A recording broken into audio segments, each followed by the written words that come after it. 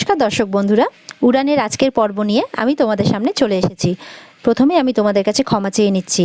আজকে শরীর একটু অসুস্থ থাকায় তোমাদের সামনে আমি সময় মতো এসে পৌঁছতে পারিনি। তবে কথা দিচ্ছি, আগামীকাল থেকে ঠিক সময় মতো আমি পৌঁছে যাব। আজকে একটু সুস্থ হওয়াতে তোমাদের কাছে আমি যতটুকু পেরেছি আজকের পর্ব নিয়ে আসার চেষ্টা করছি। তো চলো দেরি না করে দেখে নিই আজকে উড়ানে কী হতে চলেছে। প্রথমে আমরা দেখতে পাচ্ছি নস্করকে জব্দ করার জন্য ওখানে এসে পৌঁছেছে মহারাজ।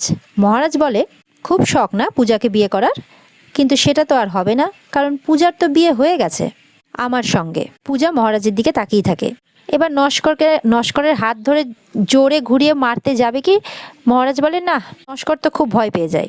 মহারাজ বলে, না, মেরে কাজ হবে না দেখছি, মারার মতো কোনো জায়গাও নেই, আর মারলে তোমার মনের ময়লা যাবেও না। তোমার মনের ময়লাটাকে আমাকে সাফ করতে হবে, ভালো করে ধোলাই করতে হবে। কি ঠিক বলছি তো? তাহলে ভালো করে সাফাই করে দিই নাকি? এই শুনে তো নস্কর যেমনি পালাতে যাবে অমনি মহারাজ তাকে ঘাড়ে তুলে নেয়। নস্কর বলে, এই কি করছো, লেগে যাবে, ছাড়ো আমাকে। সবাই তো খুব হাসতে থাকে এটা দেখে। মহারাজ বলে, আজকে তো তোমাকে ছাড়বো না, আজকে তোমাকে সাফাই করেই ছাড়বো। আজ তোমার মনের জঞ্জালগুলো সাফাই না করে তোমাকে কিছুতেই ছাড়বো না। নস্কর তো খুব কাঁদতে থাকে। রিয়াকে বলে, এই রিয়া, যাও, তোমার সাবান শ্যাম্পু যা যা কিছু আছে তুমি নিয়ে আসো তো আমার কাছে। রিয়া বলে, হ্যাঁ হ্যাঁ যা। নস্কর সমানে বলতে থাকে, এই ভালো হচ্ছে না কিন্তু, ছেড়ে দাও আমাকে। মহারাজ তখন কিছুতেই ওকে ছাড়তে রাজি হয় না। মহারাজ বলে, চিৎকার চেঁচামেচি করা হচ্ছে, এই বলে মহারাজ কাতুকুতু দিতে থাকে। পূজা তো দাঁড়িয়ে দেখতে থাকে কাণ্ডগুলো। এদিকে মহারাজের কাণ্ড দেখে বাড়ির সবাই হাসতে থাকে। পূজা বলে, আজকে না হয় আপনি নস্করের হাত থেকে আমাদেরকে বাঁচাচ্ছেন, আর এরপর যখন আপনি গ্রামের বাড়ি চলে যাবেন তখন আমাদের কে বাঁচাবে? পূজা বলে, আমি না হয় নস্করকে পেটালাম, কিন্তু ও যদি সঙ্গে আরো 10 জনকে নিয়ে আসে, আমরা কি পারবো ওর সঙ্গে লড়তে? মহারাজ দাঁড়িয়ে চুপ করে শুনতে থাকে। পূজার মা তো এসব কথা শুনে খুব অবাক হয়ে যায়। বলে, এইসব কি শুনছি বাবা, তুমি চলে যাবে? তখন নস্কর বলে, হ্যাঁ আমাকে ছেড়ে দাও, কিন্তু নাহলে কিন্তু আরও লোকজন নিয়ে এসে আমি সবাইকে কেলাবো। মহারাজ বলে, কি সবাইকে কেলাবে? দাঁড়াও দেখাচ্ছি মজা। দিয়ে মহারাজ তাকে ঘাড়ে করে নিয়ে চলে যায়। এদিকে পিছন পিছন সবাই মহারাজের পেছন পেছন যেতে থাকে দেখার জন্য যে কি হচ্ছে। দেখা যায় মহারাজ নস্করকে কলপারে নিয়ে এসেছে। সেখানে আরও সবাই লোক আছে। আর এদিকে পূজার বাড়ির লোকও এসে হাজির। পূজার বোন আর আরেক আন্টিকে মহারাজ বলে, আপনি ওর হাত দুটো ধরুন। তারা ধরে ফেলে। মহারাজ এদিকে কি করে, কলপারে রাখা ছিল কালি ভরা কড়াই, সেই কালির কড়াই নস্করের মুখে চোখে মাখাতে থাকে। আর মহারাজ বলে, এইবার তোর মনের কালিটা তোর মুখে নিয়ে এলাম, ভাল লাগছে না? হ্যাঁ কিরে? এইসব কথা বলতে থাকে মহারাজ। নস্কর মহারাজের দিকে চুপ করে তাকিয়ে থাকে। মহারাজ এবার নস্করের কলার ধরে তাকে কলপারে নিয়ে এসে বসায় আর বলে, অন্যের বউয়ের দিকে চোখ তুলে তাকানো? নস্কর তো সমানে বলতে থাকে, ছেড়ে দাও আমাকে, ছেড়ে দাও। কিন্তু মহারাজ বলে, আজ তোকে আমি আচ্ছা করে ধোলাই করে ছাড়বো, একটু সময় লাগবে, আর এমন মজা দেখাবো যাতে পূজা আর ওর পরিবারের দিকে তুই চোখ তুলে না তাকাস। মহারাজ একটা বালতিতে বেশি করে সার্ফ আর সাবান গুলে সেটার ফেনা তৈরি করে নস্করের মাথা থেকে মুখে চোখে মাখাতে থাকে। রিয়া বলে, বেশি করে মাখাও যায় বাবু, যাতে দ্বিতীয়বার আর আমাদের পরিবারের দিকে তাকাতে না পারে। এদিকে দেখা যায় বাড়ির মালিকও এই সমস্ত কিছু দেখে খুব খুশি হয় মনে মনে। তারপর মহারাজ মাথা থেকে পা অবধি জল ঢালতে থাকে বালতিতে করে, আর বলে, হয়েছে সাফ, দেখো তো। নস্করের তো খুব খারাপ অবস্থা। মহারাজ তখন তাকে তুলে বলে, মহারাজ বলে যে, আর যদি পূজার দিকে কোনোদিনও চোখ তুলে তাকাস তাহলে এই দুটো চোখ উপড়ে নেব আর তোকে খুন করে দেব। নস্কর তো এই সমস্ত কথা শুনে আরো ভয় পেয়ে যায়। পূজাও অবাকভাবে মহারাজের দিকে তাকিয়ে থাকে। এরপরে নস্কর যেতে থাকলে মহারাজ তার চোখের চশমাটা পরিয়ে দেয়। আবার নস্কর দাঁড়িয়ে থাকে। মহারাজ বলে, দাঁড়িয়ে আছিস কেন, আরেকবার দেবো নাকি? নস্কর চলে যায়। রিয়া তো খুব খুশি হয়, বলে, জামাইবাবু তুমি পারোও বটে। বাড়ির মালিক এসে পূজার মায়ের কাছে ক্ষমা চায়, দিয়ে চলে যায়। মহারাজ তখন তার শাশুড়ি মাকে এবং সবাইকে বলে, আরে আপনারা এখানে দাঁড়িয়ে কেন, চলুন। তখন শাশুড়ি মা জিজ্ঞাসা করে, আচ্ছা মহারাজ, তুমি বললে না তো তুমি সত্যি সত্যি অষ্টমঙ্গলার পরে গ্রামের বাড়ি ফিরে যাবে? মহারাজ বলে, হ্যাঁ আমি চিরকালের মতো গ্রামের বাড়ি চলে যাব। এটা শুনে সবাই খুব অবাক হয়ে যায়, সবার খারাপ লাগে শুনে। পূজা তো কাঁদতে থাকে। কাঁদতে কাঁদতে পূজা সেখান থেকে চলে যায়। পূজার মা পূজাকে সাথে নিয়ে যাওয়ার জন্য মিনতি করতে থাকে, কিন্তু মহারাজ বলে যে এটা সম্ভব নয়। মহারাজ বলে, আমাকে ক্ষমা করে দেবেন, আমি নিরুপায়। এদিকে পূজা ঘরে এসে কাঁদতে থাকে। রিয়া এসে বলে, দিদি আমি তো কিছুই বুঝতে পারছি না, জামাইবাবু এসব কেন বলছে? আর দিদিকে প্রশ্ন করতে থাকে যে, কি রে দিদি, বল না এসব কেন হচ্ছে? পূজা তো সমানে কান্নাকাটি করতে থাকে। পূজা বলে, আমার হাতে কিচ্ছু নেই রে বোন। এদিকে বাড়িতে শিব আর মিলি আলোচনা করতে থাকে তাদের দাদা বৌদিকে নিয়ে, যে কি হবে রে, মেজদা কি রাজি হবে বাড়িতে ফেরার জন্য?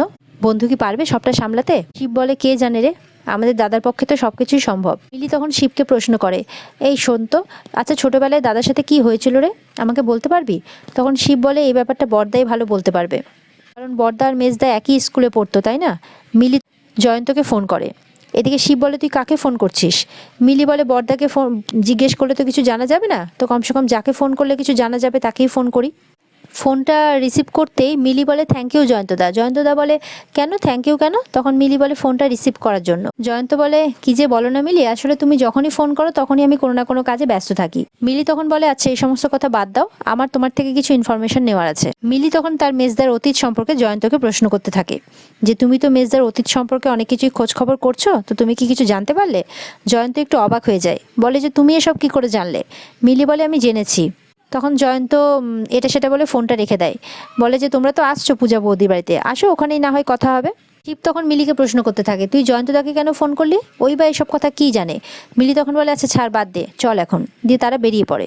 জয়ন্ত মনে মনে ভাবতে থাকে মিলি বা এই সমস্ত প্রশ্ন কেন করছে? তার আগে তো আমারই পূজা বৌদিকে অনেক কিছু বলার আছে। আমি মহারাজের স্কুলে গেছিলাম আর সেখান থেকে আমি অনেক কিছু ইনফরমেশন পেয়েছি যেটা সম্পর্কে আমাকে তোমাকে বলতে হবে। এদিকে দেখা যায় মহারাজ ঘরে আসে, এসে দেখে তো পূজা কান্নাকাটি করছে। মহারাজ তখন এগিয়ে গিয়ে আরেক জায়গায় বসেই তখন রিয়া বলে যে আচ্ছা জামাইবাবু তোমার কাছে কিছু আবদার করব। মহারাজ তো হাসতে থাকে, বলে বলো। কতটা মেটাতে পারবো জানি না, কিন্তু বলো তাও শুনি। মহারাজ তখন বলে মহারাজের শালী তখন বলে যে আচ্ছা জামাইবাবু নিয়ে চলো না আমাদেরকেও তোমার সাথে। মহারাজ বলে কোথায়? তখন রিয়া বলে কেন তোমাদের গ্রামের বাড়িতে, সবাই মিলে যাব আমরা। মহারাজ তখন বলে তাহলে তোমাদের দোকানটা কে সামলাবে? তখন রিয়া চুপ করে যায়। মহারাজ তখন পূজাকে শুনিয়ে শুনিয়ে বলে যে শোনো, কিছু বলার আগে ভেবে বলতে হয়। আর এটা বলে মহারাজ ঘর থেকে চলে যায়। যেতে যেতেই মহারাজ পূজাকে বলে যায় যে আমি একটু বাপ্পার বাবাকে হসপিটালে দেখতে যাচ্ছি। পূজা তখন বলে যে আমাকে বলে যাওয়ার কি আছে? মহারাজ বলে যে না, এই বাড়িতে আছি তো তাই জন্যই আপনাকে বলে যাচ্ছি। পূজা বলে সবার জন্য আপনার মন কাঁদে তাই না, শুধুমাত্র আমাকে ছাড়া? মহারাজ বলে যে মনটাকে অত গুরুত্ব দেন কেন, ওখান থেকেই যত সমস্ত সমস্যার উৎপত্তি। পূজা মহারাজের দিকে দেখতে থাকে, রিয়াও সমস্ত কথাবার্তা শুনতে থাকে। মহারাজ বলে আমার মতো একটু মনকে শক্ত করুন, দেখবেন সব কিছু ঠিক হয়ে যাবে। পূজা বলে তখন কি করে মনকে শক্ত করব, মানুষ খুন করে? এটা শুনে তো মহারাজ চুপ করে যায়। পূজা বলে যে মানুষকে মনে আঘাত করেও খুন করা যায়, একটা গাছকেও রোজ গালাগাল দিলে সেটা শুকিয়ে যায়। পূজা বলে। মহারাজ তখন বলে ঠিক আমার মতো। মহারাজ তখন চলে যায়। পূজা তখন বলতে থাকে যে কি করে আমি এই খ্যাপা লোকটাকে সামলাবো। এদিকে দেখা যায় মহারাজ বাপ্পাকে তার ঝন্টুতে করে বসিয়ে হসপিটালে নিয়ে যাচ্ছে। আর বাপ্পাকে বলে কিরে বাপ্পা, এই আমার ঝন্টুতে বসে তোর কেমন লাগছে? বাপ্পা তখন বলে ঝন্টু, এই বলে খুব হাসতে থাকে। মহারাজ বলে বুঝতে পেরেছি তোর খুব ভালো লেগেছে বল। এদিকে তো পূজার মা আবার রান্নাবান্নাতে ব্যস্ত হয়ে গেছে। দেখা যাচ্ছে পূজার মা অনেক রান্নাবান্না করেছে। পূজা বলে মা তোমার হলো? বলে এই তো এক্ষুনি হয়ে যাবে। পূজা বলে বাবা তুমি এত রান্নাবান্না করেছো কেন?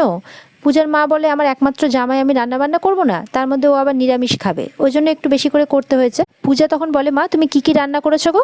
পূজার মা তখন একে একে সব রান্নার নামগুলো বলতে থাকে। শুক্তো, ঘন্ট, লুচি, পাবদা মাছের ঝোল, ইলিশ মাছের টক, চাটনি, পোলাও, ধোকার ডালনা, ছানার কোপ্তা, 5 রকমের ভাজা, আরো অনেক কিছু একের পর এক নাম বলতে থাকে পূজার মা। পূজা তখন বলে তুমি এত খরচ করেছো মা, এত রান্না করেছো? পূজা তখন বলে মা তুমি যে এতগুলো খরচা করেছো এটাতে তো আমাদের সারা মাসের বাজার হয়ে যায়। পূজার মা তখন বলে তোর মা গরিব বলে তুই এত কথা বলছিস? তখন পূজা বলে যে না মা, তোমার কাছে তো তাও আখের রসের একটা ঠেলা আছে, তোমার কাছে একটা ফুলের দোকান আছে, কিন্তু আমার কাছে তো সেটাও নেই। আমার তো বাউন্ডুলে বর, মানে তোমার জামাই আর কি, সে যে কি রোজগার করে আমি তো সেটাও জানি না। তখন বউ ভাতের দিনের গল্প শোনাতে থাকে পূজা। বলে বউ ভাতের দিন আমাকে পান্তা ভাত দিয়েছিল। এটা শুনে তো তার মারা খুব খুশি হয়, বলে আমি নাকি স্বনির্ভর, তাই নিজের কাপড়ের দায়িত্ব আমি নিজেই নিতে পারবো। এটা শুনে তো পূজার মা আর রিয়া খুব হাসতে থাকে। পূজা বলে ওনার তো কোনো রোজগারই নেই, ছাত্রদের পড়ান তাও ফ্রিতে, ওদিকে ছাত্রদের ফ্রিতে বিনা বিনা পয়সায় দাবা খেলাও শেখান। তখন এটা শুনে তো পূজার মা খুব খুশি হয়ে যায়, বলে তাই নাকি, আমার তো শুনে খুব গর্ব হচ্ছে যে মহারাজ আমার জামাই। আর এই সমস্ত কথা হতে হতেই সেখানে জয়ন্ত আসে। জয়ন্ত এসেই পূজাকে সমস্ত ইনফরমেশন দিতে থাকে, বলে যে আমি বয়েজ হাই স্কুলে গেছিলাম, আমার কাছে জব্বর খবর আছে। জয়ন্তর মুখে খবর ভালো শুনে তো পূজা খুব খুশি হয়ে যায়। এদিকে দেখা যায় পূর্ণিমা আবার মহারাজের ছবি বের করেছে আর বলছে এমনভাবে বেরিয়ে গেলি যেন মনে হচ্ছে কোনোদিন আর ফিরবিই না। তখন দেখা যায় সেখানে মহারাজ আসে আর বলে যে না, যখন ফিরবো না বলেছি তখন ফিরবো না। মহারাজের মা খুব খুশি হয়ে অবাক হয়ে যায় এই ব্যাপারটা দেখে আর বলে তুই এখন এখানে? মহারাজ তখন পূর্ণিমার হাতে মহারাজের ছবি দেখে। পূর্ণিমা তখন তাড়াতাড়ি করে সেটা আলমারিতে ঢুকিয়ে দেয়। মহারাজ বলে কি গুজলে আলমারিতে? তখন দেখতে যায় আলমারিতে। মহারাজের মা বলে না তুই যাবি না। পূর্ণিমা বলে শোন, এরপর থেকে আমার ঘরে আসলে আমার অনুমতি নিয়ে আসবি। মহারাজ হাসতে থাকে, বলে যে কেন, আমি তোমার ধরা পড়ে গেল বলে, মানে তুমি ধরা পড়ে গেলে তাই? পূর্ণিমা বলে গেছিলিস তো তুই গরিব ভিখিরিদের বাড়িতে, কি হলো, ভালো লাগলো না নাকি, চলে এলি কেন? মহারাজ কাঁদতে কাঁদতে বলে এলাম শেষ দেখা করব বলে। পূর্ণিমা এটা শুনে খুব ভাবুক হয়ে যায়, মহারাজের দিকে তাকিয়ে থাকে। কিছুক্ষণ বাদে পূর্ণিমা দেখে তার চোখের সামনে কেউ নেই। তখন সে বুঝতে পারে যে সে স্বপ্ন দেখছিল, মহারাজ আসেনি তার কাছে। এদিকে ওদিকে মহারাজকে খুঁজতে থাকে, কিন্তু দেখে যে না, সে সত্যিই স্বপ্ন দেখছিল।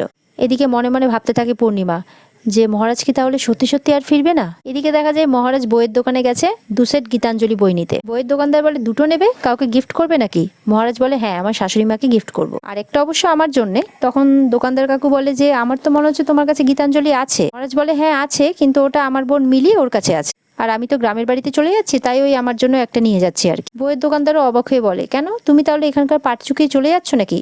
মহারাজ বলে, হ্যাঁ ওই রকমই, আর ভালো লাগছে না এখানে। বইয়ের দোকানদার কাকু বলে যে শুনেছি শাশুড়িকে সবাই শাড়ি দেয়, এই বোধহয় তুমি প্রথম জামাই যে শাশুড়ি মাকে বই দিচ্ছ, তাও আবার গীতাঞ্জলি। এটা শুনে তো মহারাজ হাসতে থাকে। মহারাজ তখন বলে, না আসলে শাড়ির খুব দাম, ওই জন্য আমি সেটা নিতে পারবো না, আর আমি আমার প্রিয় মানুষদের বই গিফট করতেই বেশি ভালোবাসি, তাই আর কি নিচ্ছি। তাছাড়া উনি খুব ভালো মানুষ, সরল মানুষ, আর আমার মতো ছেলেকে এতটা আপন করে নিয়েছেন। বইয়ের দোকানদার তখন বইটা বের করে দিয়ে দেয়। এদিকে দেখা যায় জয়ন্ত আর পূজার মধ্যে কথা চলতেই থাকে। তখন রিয়া এসে বলে, আচ্ছা দিদি, তোদের মধ্যে কি কথা চলছে রে? পূজা তখন বলে, আমি তোকে ওসব পরে বলবো। পূজা তখন বলে, জয়ন্তদা চলো আমরা বাইরে গিয়ে কথা বলি। তখন পূজার মা বলে, এমন কি কথা আছে রে যেটা আমার শোনা যায় না? আর ঠিক সেই সময় মহারাজ চলে আসে। জয়ন্তকে মহারাজ এই বাড়িতে দেখে বলে, কি ব্যাপার জয়ন্ত, তুই এখানে? জয়ন্ত আর পূজা একটু ঘাবড়ে যায়, তারা কি বলবে কিছু ভেবে পায় না, মহারাজের দিকে তাকিয়ে থাকে। আর এখানে আজকের পর্ব শেষ হয়ে যায়। তো বন্ধুরা, যদি তোমাদের ভালো লেগে থাকে আজকের পর্ব, তাহলে অবশ্যই আমার চ্যানেলকে সাবস্ক্রাইব করে দিও, আর তোমরা কমেন্ট করে জানিও। আগামীকালকে দেখা হচ্ছে তোমাদের সাথে আবার উড়ানের নতুন পর্ব নিয়ে। ততক্ষণের জন্য ভালো থেকো সবাই।